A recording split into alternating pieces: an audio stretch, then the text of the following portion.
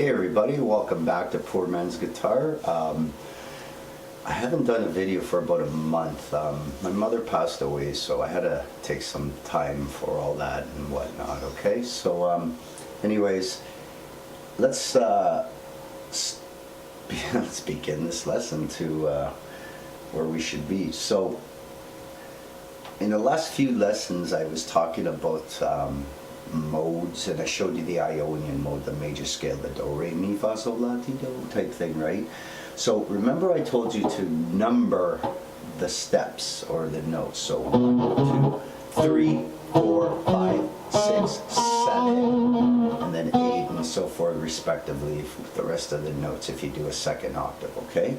So what I'm going to do is, where is it? I have a scale here of intervals, which I'm going to include. This should be somewhere above me right about now or something. But anyways, what I'm going to show you is what do these notes and intervals actually mean. They actually do have meaning, because when you take these notes and you flatten one of them or sharpen one of them or something like that, it creates a different tone, which creates a different scale or chord. So you need to learn these intervals, because the intervals apply for any basically starting note, whatever the heck you want to start on. C, D, E, it doesn't matter type thing, right? You just got to know what these intervals are. And when you change these 1, 2, 3, 4, 5, 6, 7 intervals, like you might flatten a 7 or flatten a third or something like that, it changes to what it was. So you can go from, this would be, for example, this would be a major, just a little major D triad type thing, right? So that's major. But what if I take the third note and flatten it? Now listen. Did you hear that? Sounds flat.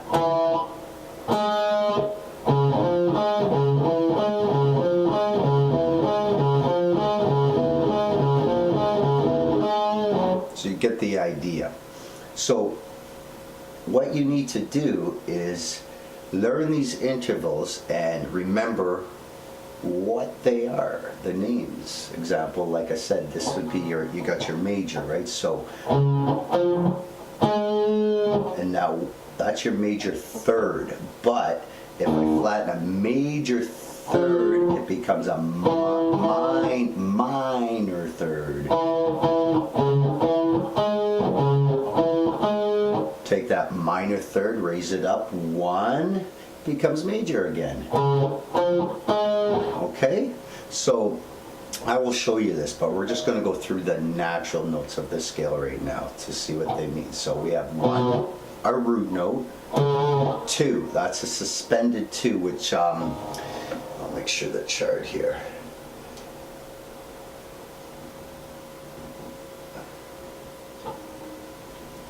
So basically, does it come up yet? Okay, put it up there for me, would you please? Okay, so basically when you have this suspended 2 or the second degree, it just means that the third has been suspended and you're throwing in a major second, more or less. That's all it means. But you'll learn this with chords as you go through chord diagrams if you haven't already. I mean, I'll be doing that later on too, but just for now, try to remember what I'm saying here, okay? So that's 2. Now we go to 3. That's our third. You remember? Major third. So 1, 2, 3.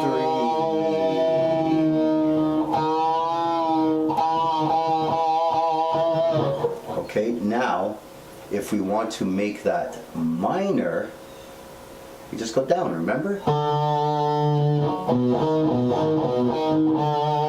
But we're not going to worry about that. I was just showing that as another example so you kind of understand what I was saying just before. So we go 1, suspended 2, then we got a major third, then another suspended 4. I guess I better get the charts for this, eh? So all this means is, again, a third has been suspended, and you're playing the 4 instead. Now we gotta get the other chart. There we go. So now we got 5, and then we got 6. But 6 sometimes might be called a dim 7. We'll get into that later on. But anyways, and then we have our major 7 right there, okay? So root, suspended 2, major 3rd, suspended 4th, your 5th, you can call it all perfect 5th these days, what do they call it? Just your 5th, don't worry about perfect, not perfect, 5th, and then 6, and like I said, 6 might be called a dim 7, and then that would be your major 7 right there, okay? So that's basically how it works with your intervals. So you can always remember every time you're on these top strings here, major, major, major, major, major, major, major, major. You starting to understand? Let's go minor, minor, minor, minor.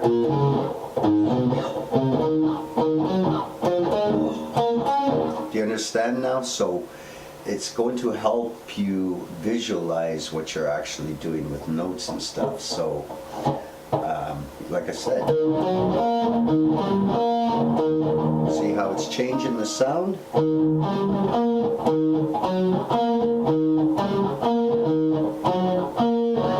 So it's just like that. So those are our intervals. Those are our natural intervals, of course, like the 1, 2, 3, 1, 2, 3, 5, 6, 7, right? That's our natural ones.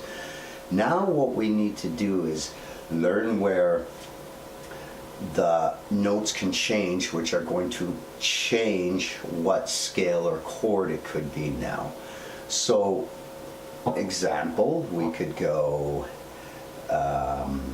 I guess the example I've been using is from major to minor. It's just a flat 3rd, right?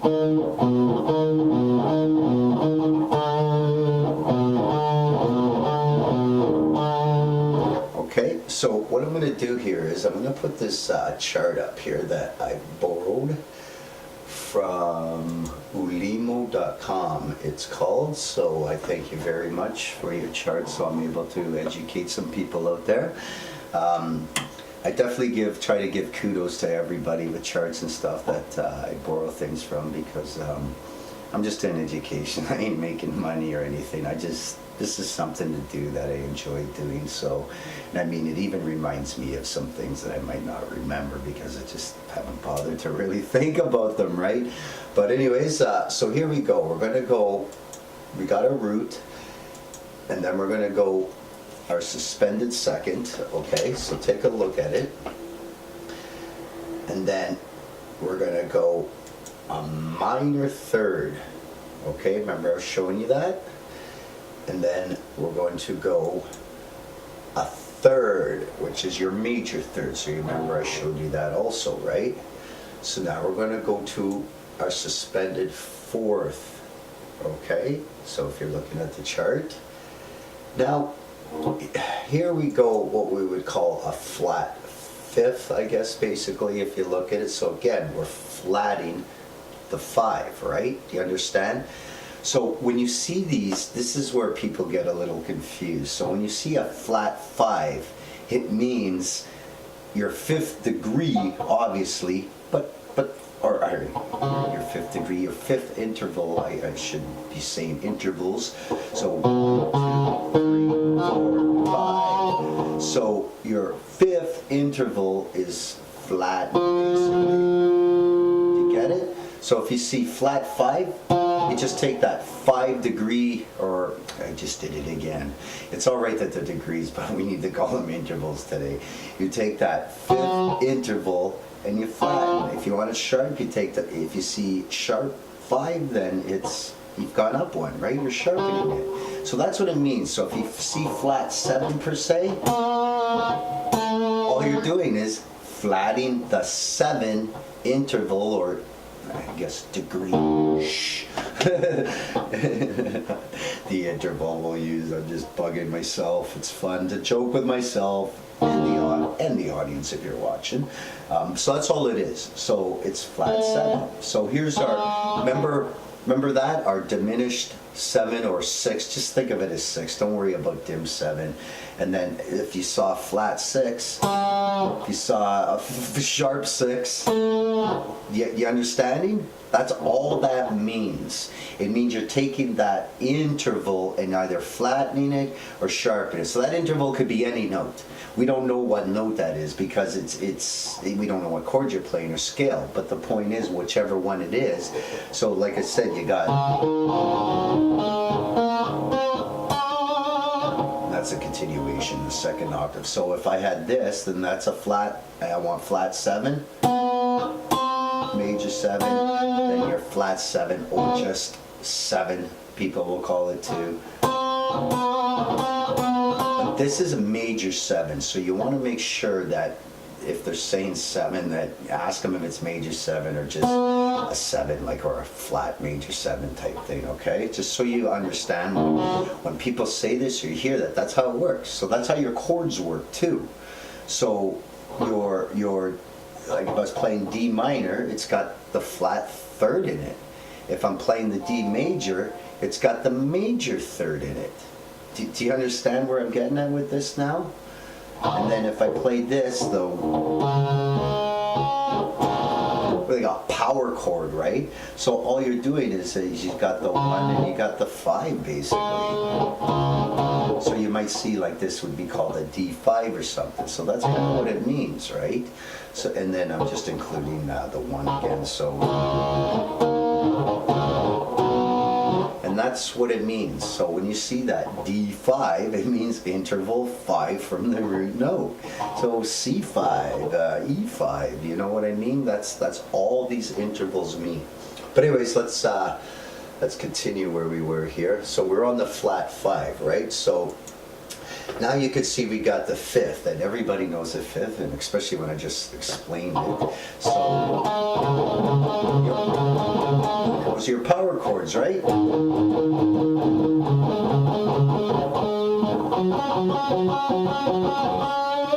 So everybody knows that. So just remember, that's a 5. I mean, usually we do all remember.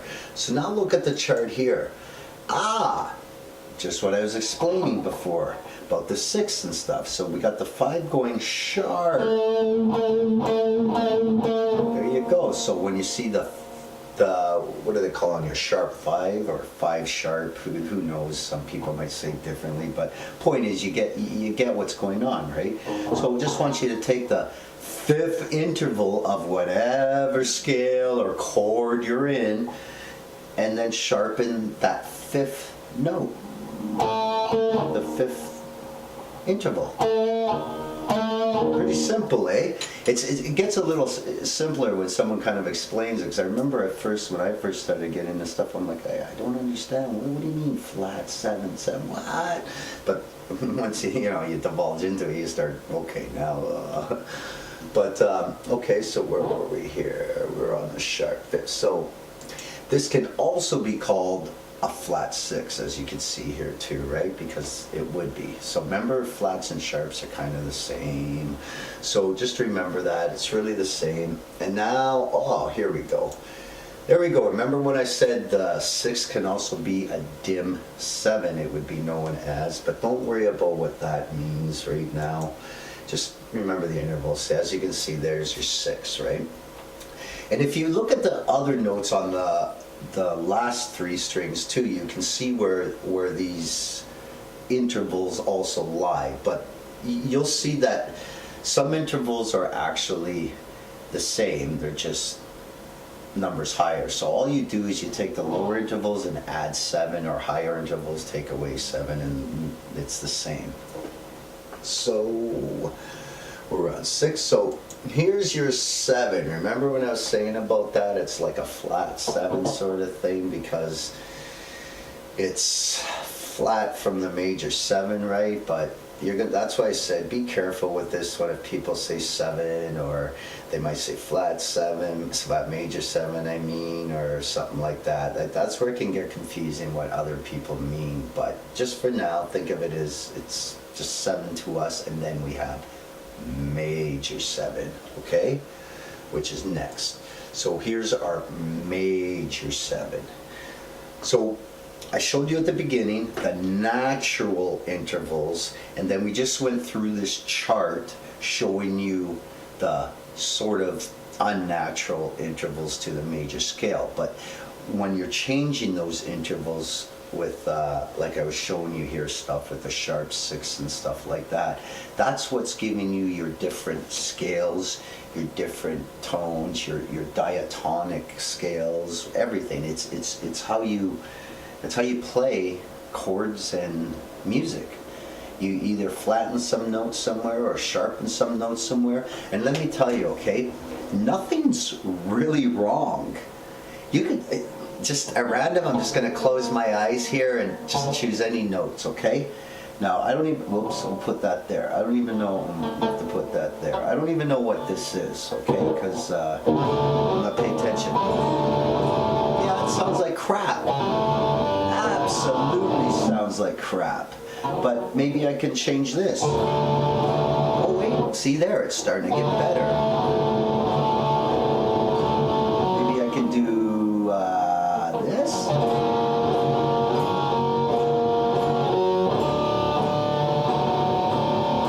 But do you see what I'm doing? I'm just randomly kind of just moving my fingers and picking notes. But the point is, you're going to have stuff that sounds good. You're going to have stuff that sounds bad to you. It's all taste, really. I mean, something really ugly sounding like I just played could be some ugly sound and some, truly horror type of synthesizers out there type of weird, devilish sounding thing. But you get the point. There's nothing that's really wrong or right with the intervals, okay? So let's continue down here. So I want to show you now, we have a flat 9, which is really the second. It's the flat second is what it is too, right? So just remember that when you look at the chart, you're going to have, someone could say, oh, I want a flat second or something, and they could mean that, okay? So it's just a flat 9. As you can see, it's the replacement of the 2 here. Where's the 2? So there's the 2, so then we flatten it. Do you see? So they're calling it a flat 9. But you could call it flat 2, I guess, if you wanted. And then we got the 9. So you see we got the 9, which is the same as the 2. Remember I said that, right? And then we could sharpen this too. So now we got the sharp 9, or someone might say a sharp 2. They're probably not going to say the sharp 2, but the point is that you might get some guys out there that might say that. Who knows? I've been with all sorts of weird stuff out there. You'll get people calling a song a key because that's the starting chord, but that's not really the key of the song. Most songs, yeah, 80% or more, I'm sure, probably starting chord is the key of the song, but not always. So you got to remember that. So let's go here. What do we got now? We got 11. Look where the 11 is. It's in the same spot as what? Remember I said to subtract 7. So that makes it the same, right? It's just on the second octave, it goes up 7 from the bottom octave. So that also means, the 4. So it's our suspended 4 there. So do you understand now? So on our first octave up here, it's a 4, but once we get down here, it'll start becoming an 11 per se, okay? So now you could do a sharp 11. So again, we're taking the 4 and sharpening it, or 11 and sharpening it. I mean, whatever, whatever's your thing, right? So whatever, you sharpen. And what do we got here now? Okay, so now we got a flat 13.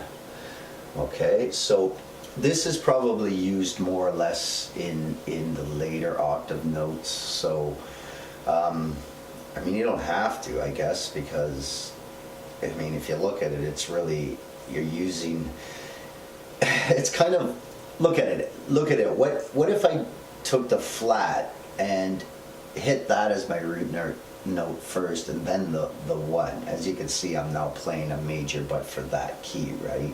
So just remember that they're kind of, you got one and the same there in a sense. So just from this type of thing, you can kind of like fool around and go, okay, well, is that a major, or is this a flat 13? Do you understand? Do you hear the difference in the tonalities when you reverse the strings? So just be aware of that. And then we have our actual 13. There you go, which is the same as the 6. So remember, you have to either subtract 7 or add 7, and that is your second octave notes, right? Okay, and I guess that's it, really. So there you go. Again, I'd like to thank Ulimo, and I really hope I'm pronouncing that right, because I really hate to not be. But and that's our intervals. So just look at the charts I put up along with the video, and I'll have them all at the end too. So, but you can also go to Limo and play around with this thing yourself too. Okay. So just remember, we got the 1, 2, 3, 4, 5, 6, 7, and then you could continue it. I mean, if you wanted to, right? You know.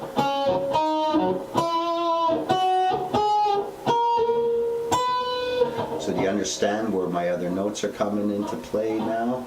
Okay.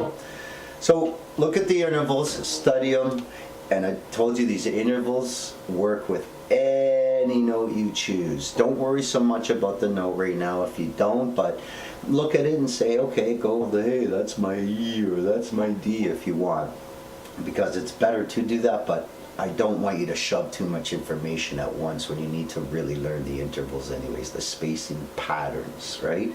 So just practice going, like I said, practice going from major to minor.